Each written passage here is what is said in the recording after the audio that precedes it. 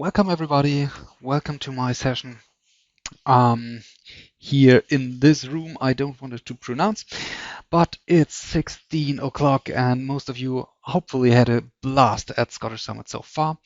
So before I tell you anything about my session, the one secret of every high-performing team, a collaboration contract, I would like to give a shout out to our sponsors. We have 6 sponsors: ScriptRunner, DQ Global, Proximo 3, Red Spire, Agilysys, and Hitachi Solutions. And I would like to thank them for making this all possible.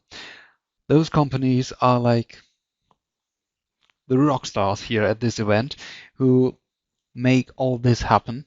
So normally I would like to say go to their booth, check them out, talk to them, say them thanks from me as well. But since this is a digital event, no booths, but check out the internet sites or something like that. They are really awesome. They care enough about the community to make this all happen, and that is super, super important. Before we dive in another word, please use the hashtag if you tweet about this. And if you announce it on social media, there are hashtag Scottish Summit 21. Please use that to make everybody aware that this is a super awesome event. And just to let you know, this session goes online on YouTube after 14 days. So if there's somebody out there who says, okay, I want to have a look afterwards or something like that, you have the possibility this is all going to be recorded. All right, now let's dive in. A few words about myself. Who am I? My name is Michael Roth. I'm working for ITP based in Germany, Cologne, and I'm a Power Platform consultant. Actually, I just recently became a Power Platform consultant. My primary job is actually to focus on user adoption and change management around the M365 Office application platform. And I am focusing on the user, and I'm focusing on change management and everything user related, like end user, business user. That is because I'm actually no IT guy. I'm a trained pedagogue. And so I happened to slide into IT. I don't know how this happened, kind of, but it happened almost 9 years ago. So yeah, I developed my IT path from Microsoft 365 adoption, user adoption, change management, and now to Power Platform consultant. And what I do with the Power Platform, just to make that very clear, is not the high advanced, super complex stuff, but I focus on the beginner friendly and business related topics. So if you want to follow me on social media, there is my Twitter handle @Gezeitenbrand, which is a stupid play of words from German. Yeah, I post regularly about events I'm going to talk to at and pronounce my blog, and all of what things I do and that I publish revolve around business topic, about user topics, and beginner-friendly material to get into the Power Platform and to get into M365. All right, what am I going to tell you today? What I'm going to teach you? I want to teach you something, and something which is really, really important and comes from the bottom of my heart. I just said that I recently became a Power Platform consultant, so I recently changed my employer and changed jobs. So what I did recently was I joined a new company and I joined a new team. I'm working together with people I've never met. I'm working with people I have just met digitally.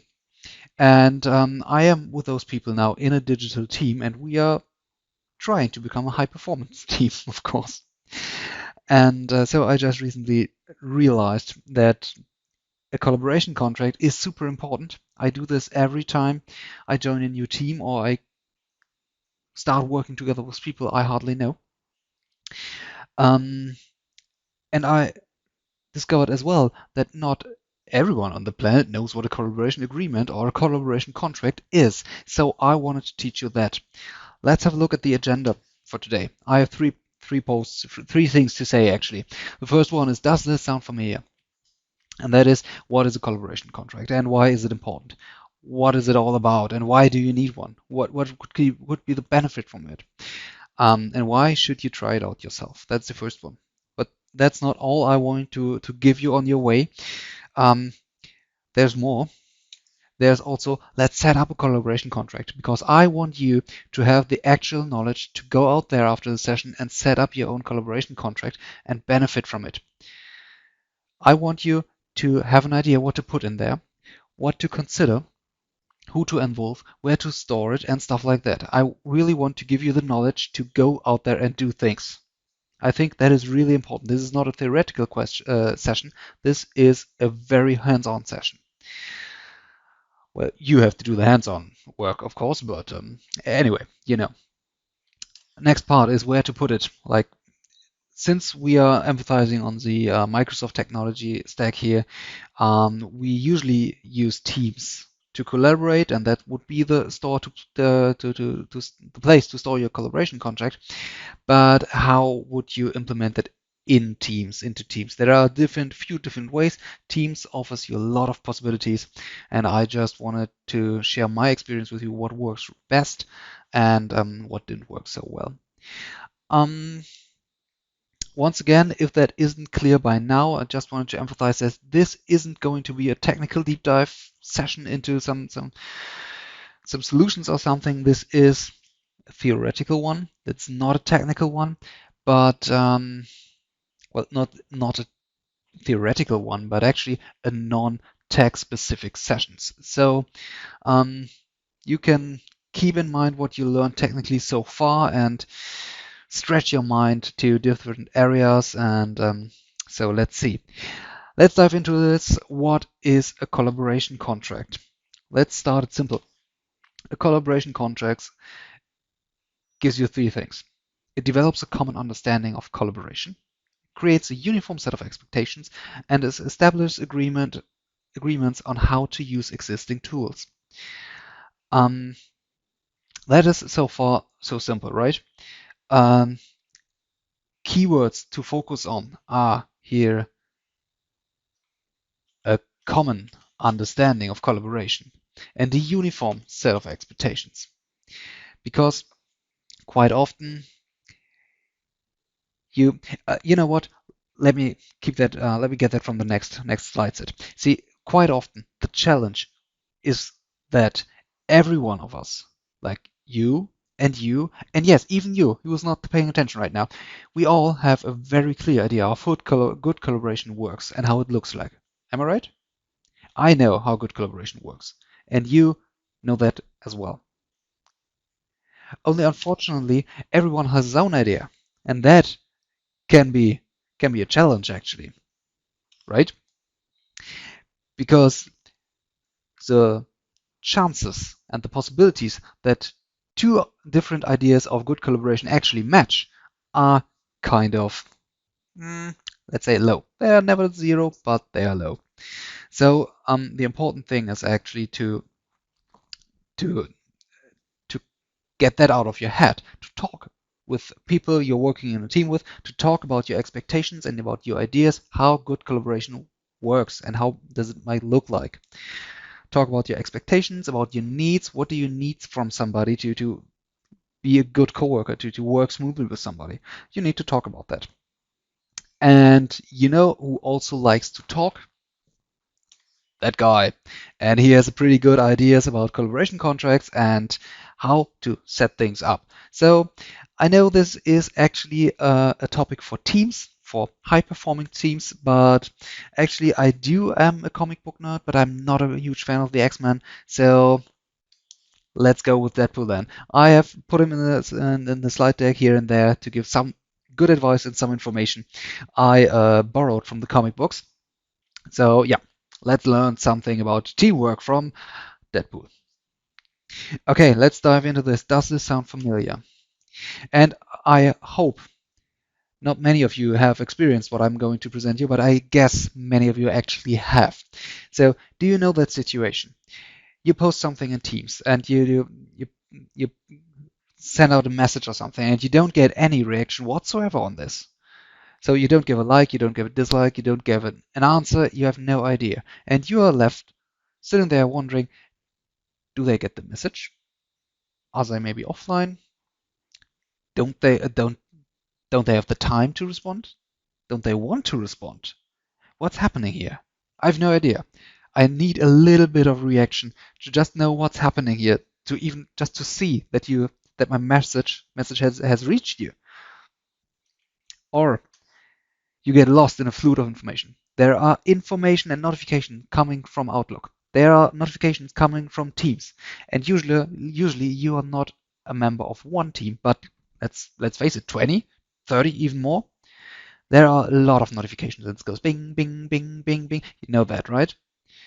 And you have the question, do I have to read it all? Do I have to answer all of those things? How does this team I'm working right now, how do they perform? How do they work? So sometimes you have to respond to all those messages, to all those notifications. And do you know the situation where you have to respond to all messages all the time, and you have the feeling that you can't actually get to your fucking work? Sorry for the swearing. Like you sit in meetings all day, then you get the notifications in Teams, then you get emails. And doing just that, sitting in meetings, answering mails, replying to posts in Teams, leaves you almost no room to get your work done. Does it sound familiar? I hope not. I hope never anybody of you have experienced something like that, but I do actually in my daily work, and I can't stand it. Another situation. Priorities, roles, and responsibilities are kind of unclear. Kind of everybody like expects the leader of the team to be this guy or this woman, but nobody's really sure. And is he the one or is she the one to approve whatever I just created? I don't know. Things are not quite clear, especially during COVID times. If you're working remotely, things can be confusing sometimes, and that happens. Different situation. You notice that colleagues and coworkers interpret your messages differently, and that happens. I'm pretty sure I know what I'm writing, and I'm writing it straight. Straight head, straight clear. Everybody should know what I mean. But actually, not all people get what I want to tell. And that happens. And I have to keep that in mind. That leads to somewhat confusion, and that can be a challenge for teamwork, actually. And of course, like my recent case is you are new to a team and you have no idea how they work together. That's just what happened to me, and that is something that is quite common these days. You don't have to join a new company actually to get into a new team, but you can also join a team in your company with people you have never worked with before. So there are many situations that you found yourself with people you have no idea how they are working actually, what tools they are using maybe, that you have to put on teamwork and to have to perform. And since I mentioned earlier that we all know how good collaboration should look like, you might say, hey, this is common sense, isn't it? Do we really have to talk about this? Here comes my personal superhero in once again, because Deadpool knows what's up. He has this amazing comic panel where he says, shh, my common sense is tingling, like my spidey sense is tingling. See, what might be common sense for you might not be to somebody else. And you have to keep that in mind. There are so many people with different stories, with different backgrounds, from different countries even. Treat your common sense as a kind of a superpower and use it to do good, to help others. What you think is pretty clear, and we don't have to talk about it. Talk about it. Talk to different people about it and make clear what you think is good collaboration and how it looks like. And then get into a discussion about what is good collaboration and then find a way that works for you. Especially in COVID times, where we are all working remotely, there are a few challenges that virtual teams have to master, and that are quite uncommon if you are used to work in an office. Virtual collaboration requires a high degree of self-organization, and I just don't mean self-organization like get out of bed, put on some pants, and get yourself in front of a laptop. Well, of course, we don't need pants right now necessarily, but self-organization is a challenge for teams that are just collaboration virtually. Maybe you know what I mean, maybe you have experienced something similar. It can be difficult to maintain or even establish an identification with a team. If you feel part of a team, that is something good, but if you're just working remotely, that can be difficult. Remember those times if you and your coworkers from the office went through a meeting or had like the whole day working together, and after that you joined together for a beer? that really strengthens your identification with the team, and that is kind of fun, and that is how good teams perform. That is what they need, actually. And it's difficult to maintain that or establish that in COVID times where you just meet through a camera. That can be tricky, actually. And isolation can ultimately lead to a lack of clarity regarding processes, tasks, roles, responsibilities, and priorities. Because usually what happens if you meet in the office, you have like these little chats in between meetings, at the coffee machine, if you're getting lunch and stuff like that. And within those little chats, you transport a lot of information, and all this information is lost right now, because if now you end a meeting and you click on leave this meeting, then it's over. And until you join the next meeting, usually you don't talk that much to your coworkers. And there is a lot of information that gets lost in between. And that ultimately can lead to an increase, of course, of misunderstanding and conflicts. That can lead that coworkers are misinterpreting your posts and your messages. And that makes it difficult to get a good collaboration style going, to perform as a team, actually. And of course, you have clear dependency on the tools and the media you're using. If your collaboration or communication tools has limits, then you are limited within your collaboration style, of course. I do want to set this last point a little bit apart, actually, since I'm focusing on the Microsoft tech stack here and mainly remain in that. And I think we all know the possibilities and limitations of those tools. So, what does a collaboration agreement or contract provide ultimately? It provides three things: orientation, trust, and security. Because only if you feel secure in an environment within your team, and if you trust them and you trust the methods that you're working with, from there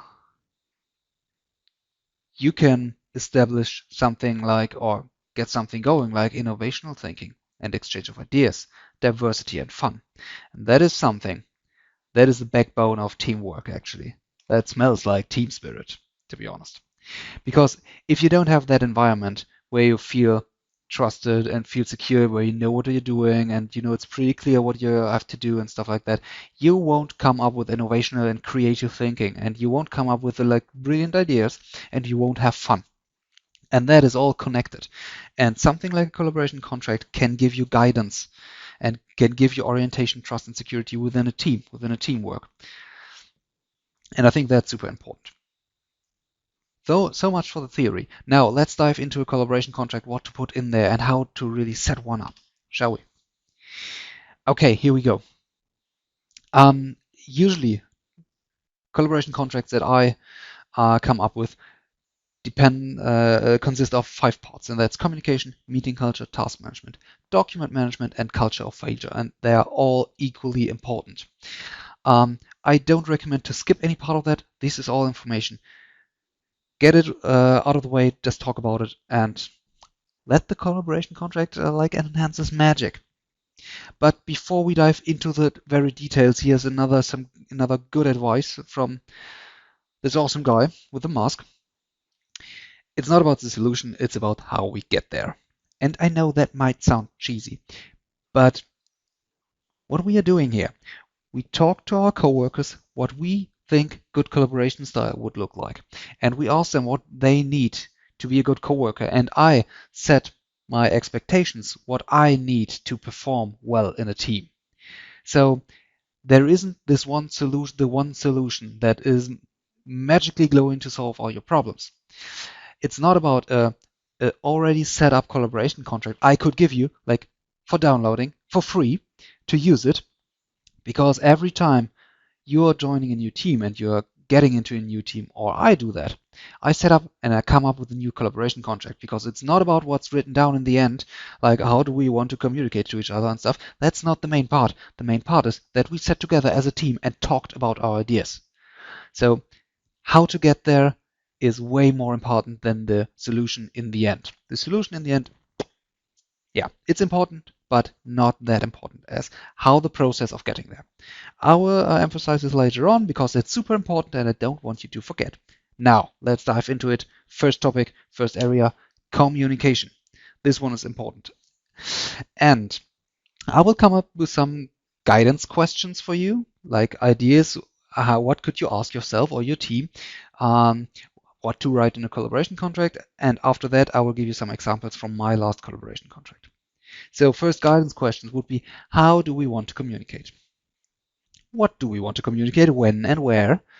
What response times do we agree on? Because that's an important one. I will get to that later. And what do information do we pass on to others, when and how?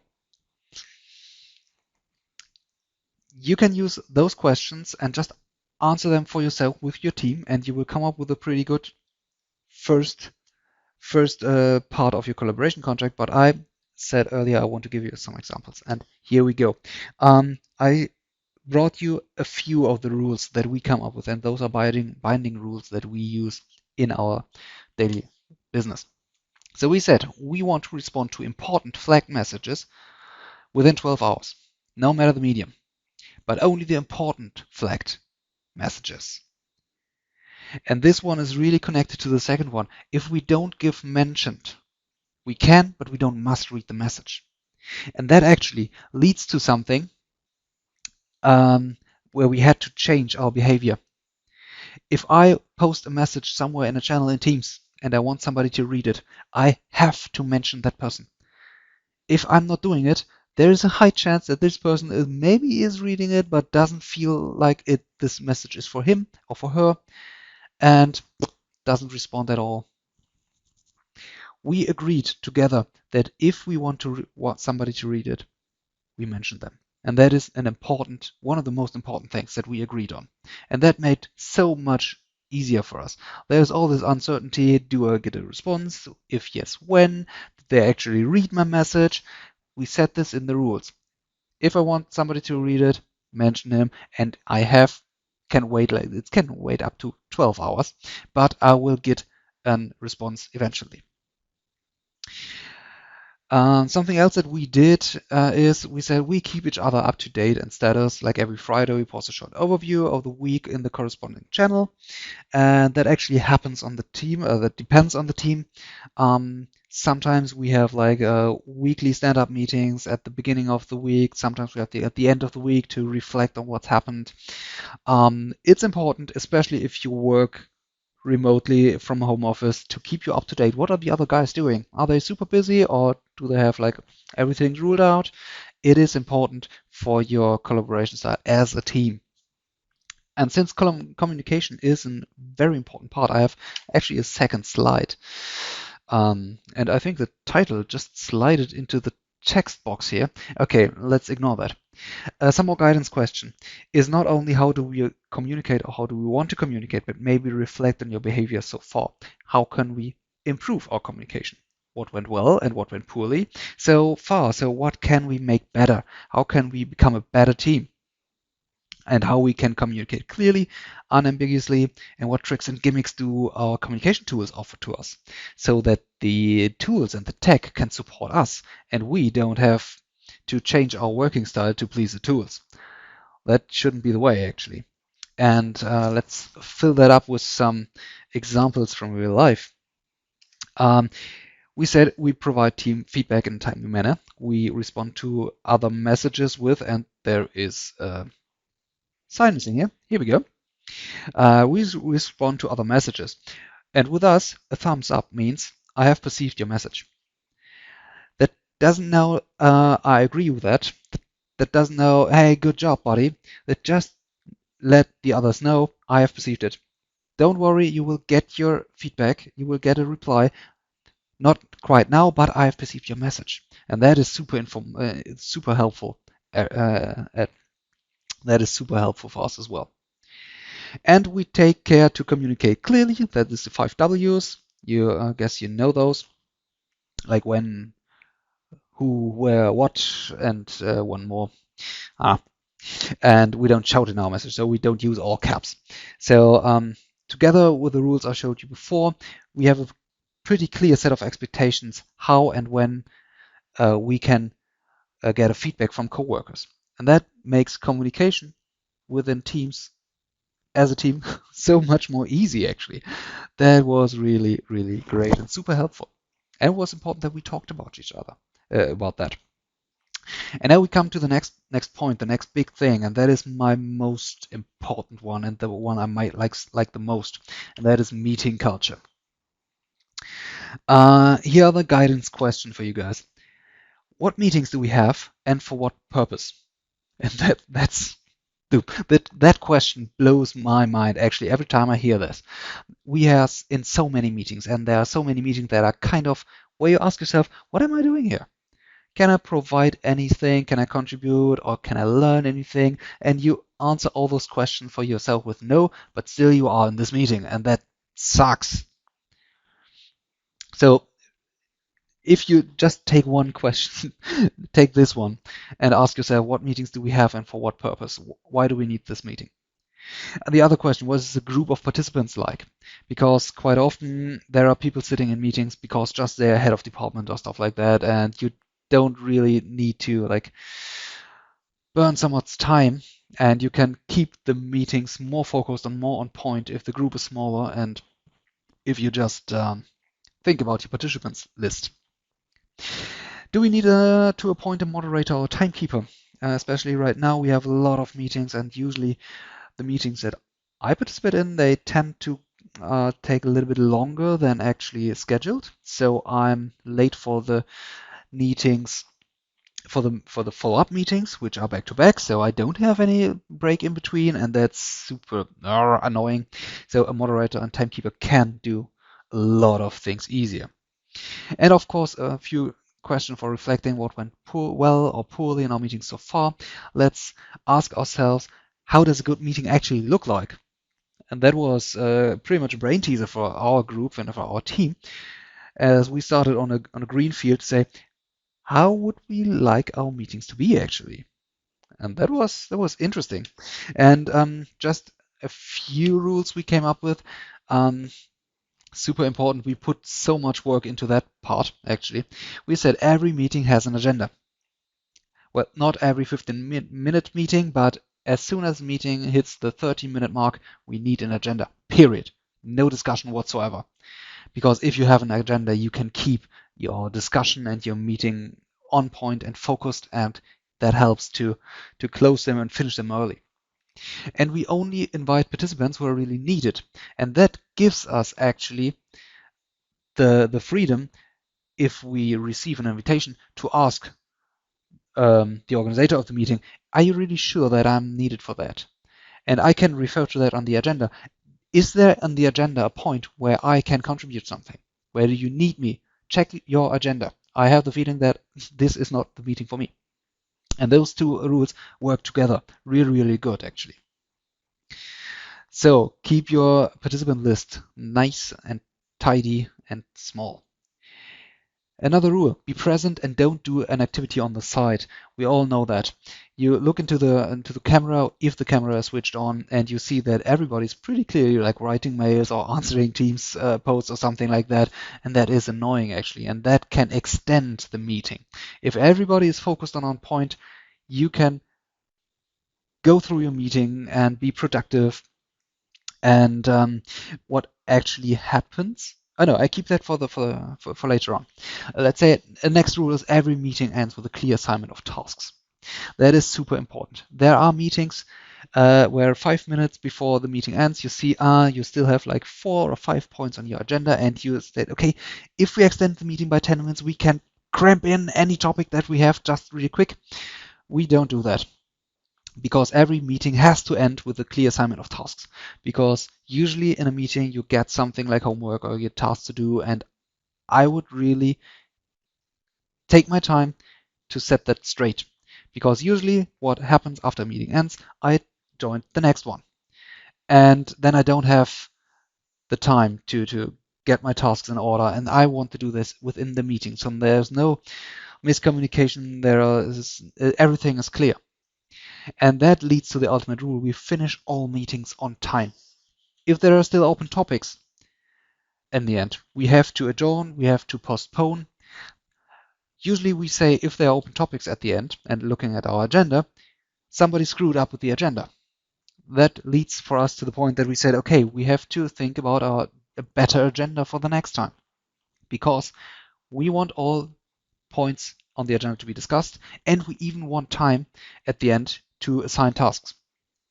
And actually, we all agreed to these rules and we are living these rules right now. What usually happens, our meetings are around an hour, and usually we just need 45 minutes because everybody is present, is not like stressed out or is not writing emails on the side. Everybody has an agenda and a clear expectation of what happens when, and we can really focus on the topic. And usually our meetings scheduled for 60 minutes end after 45 minutes, and we have 5 minutes to assign tasks, and everybody gains 10 minutes. And this is actually refreshing. If you come out of a meeting and you have a little bit of extra time to get another coffee or whatever you like, and you know already what your tasks are, and you can go into the next meeting prepared, and you don't stumble into it, that can actually be fun. Well, as much fun as work can be, but that is so helpful. And meeting culture is the most important part of the collaboration contract from my experience, from my point of view. I think during COVID times, we all have more and more and more and more meetings. I don't know actually why, but a good meeting culture helped myself a lot. Super important. Okay, next part, file management. Yes, that's a good one. Your guidance questions are: where do we store our documents? What tools do we use to share and collaborate on documents? And do we send links or attachments to documents? And in what form do we want to do co-authoring? Well, in the end, it's pretty simple. You could say, well, we are working in Teams, so we store our documents in the Teams file tab, which is SharePoint. That's not that hard, is it? But actually, it can be hard because if you just throw in your files and you don't have a clear structure within your folder structure within your SharePoint, then you won't find any files that you are looking for. Sorry. If you're a little bit advanced, I would recommend to work with metadata in SharePoint, but that's maybe not the point actually here. Talk about this. Talk what you expect and what works for you and what doesn't work for you. Let me straight up jump into the examples. Our folder structure in Teams looks like this. Bam, bam, bam, bam. And then you come up with a structure that works for you. In my team, we have only 2 folders. And those 2 folders are called Work in Progress and Finalized Files. And that's it. And that actually helps me because usually I know if I'm looking for a slide deck or some kind of one-pager or whatever kind of file I'm looking at, was it finished, was it finalized and used for a customer, or was it still work in progress? And then I just have 2 folders to look into, and then I work with metadata and I find what I'm looking for.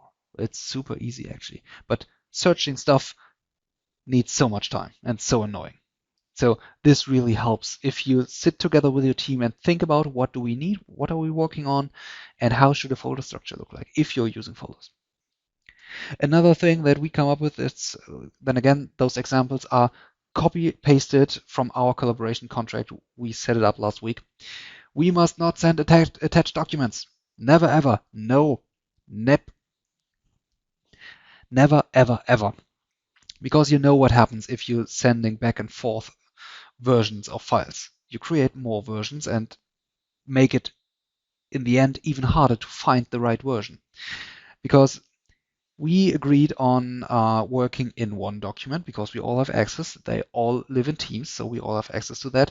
And we agreed on using the track change functionality or the comment functionality to review documents so that we don't have to copy and copy files and creating more and more versions to send them back and forth via email. And we said we love version history, and that is super important. Everybody needs to know how version history works and what it is and what it makes to really use it. But I will come back to this point on the next slide, actually, when I'm going to talk about culture of failure, because that could clarify a lot up, actually. The guideline questions are already there. So culture of failure, and please try it. If you're talking with your coworkers about how you're working together, please talk about those things. How do we deal with failure? What do we do if someone does not comply with the agreement? And what if something just isn't working? And one of my most favorite examples is actually people not knowing what the version history is and how it works, and therefore creating more and more files and more version of files simply because they have no idea. And this collaboration contract we came up with created an environment of trust, that we are a team, we can trust each other, and we help each other. And that is what Culture of Failure actually aims for. Let's see the examples. We said mistakes are human, things happen, that's only natural. And if someone does not comply with the contract, we first assume that there is kind of challenge that we can rule out together as a team. So we don't blame anyone and we don't finger point, but we ask, we help, we train, and we coach that person so that he or she can comply with the agreement and with the contract. And if that doesn't help, and if things don't work, and if rules that we came up with don't work for us, we get together, we can talk, and we adjust them. We just adjust them. If something's not working, just change it, but change it as a team. And during the setup of each and every collaboration contract, there was at least one person who didn't know how the version history in the Office application works. And since we have talked about all those things, like how we wanted to talk about that created an environment for that somebody to feel safe enough to admit, dude, I have no idea how this works. Can you please tell me or show me? And the whole team was, well, of course we can. We are happy to. And then we learned everything. We all together learned something as a team, and that really set the expectation how we wanted to work with each other.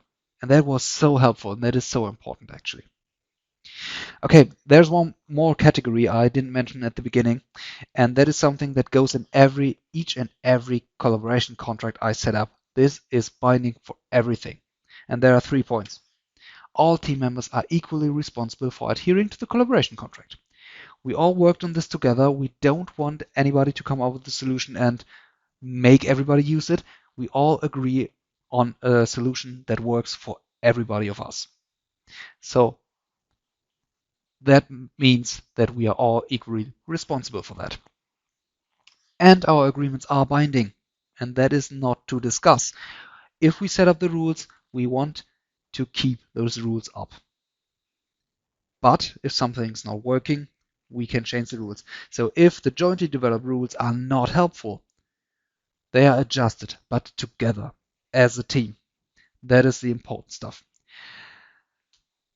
What really helps to make it feel more official and to help all the members to really live the rules is actually signing them. And that may sound cheesy once again here, but if you sign it, it makes it feel like official and binding, and that is really, really helpful.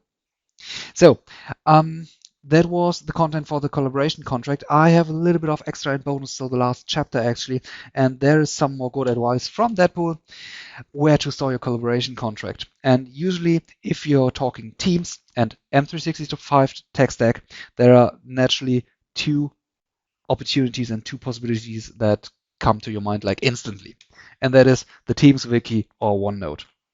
And this is going to be a short look into those tools, a short comparison. You can decide at the end for yourself what's more helpful, what supports you more, because each team and every team member is unique. So find the way that works best for you.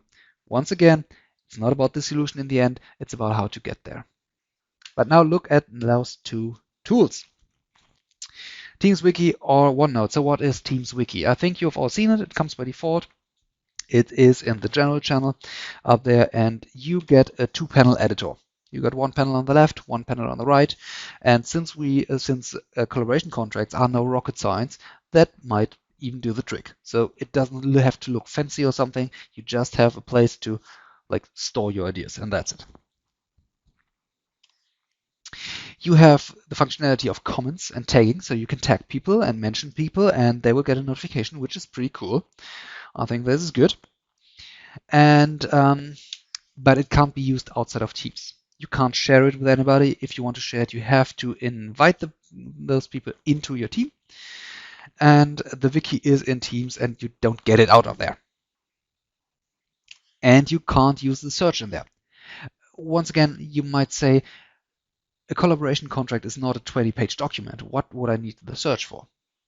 And you may be absolutely right. You don't need the search. I just want to compare the two tools so that you have an idea what to use and what are the pros and cons of each tool. So, but one thing actually might get you thinking, and that is the hard delete. If you delete a wiki, it's gone for good.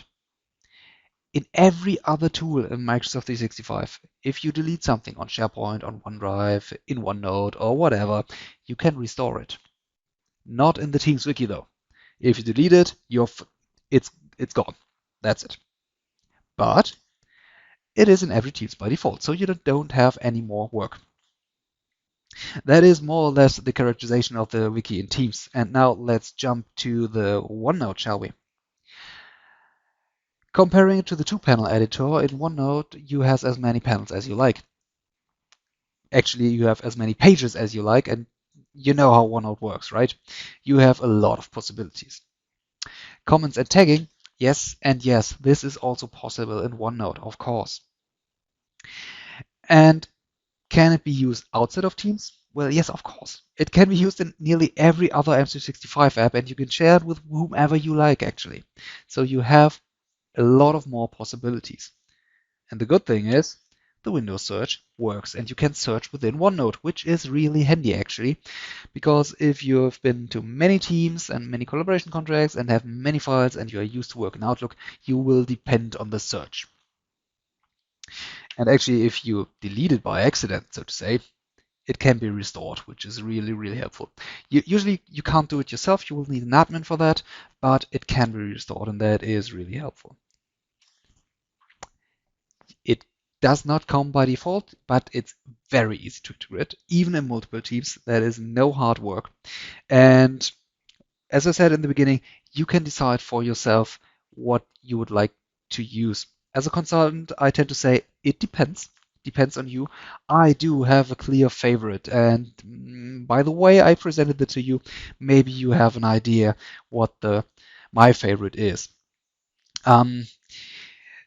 And in the end, just let me tell you, a collaboration contract doesn't need a technically polished solution or has to look good. It just needs the rules that you come up with your team, somebody where everybody has access to it, somewhere where you can all like have a look into it. If you forgot some rules or if you want to evolve some rules or like to change some rules, you need to have access, and that can look whatever you like it to look. If you would work after COVID, so to say, in an office, you can just write it down on a piece of paper and nail it onto the wall. Even that would work. It's not about how the solution looks. It's not about how the solution in the end. It's about the process of setting it up together with your team. That is really super important, and that makes your everyday life so much easier. All right, time's up. I'm done. Thank you a lot. I hope you got a little bit of inspiration, a little bit of ideas maybe. If you have questions, I'm more too happy to answer them.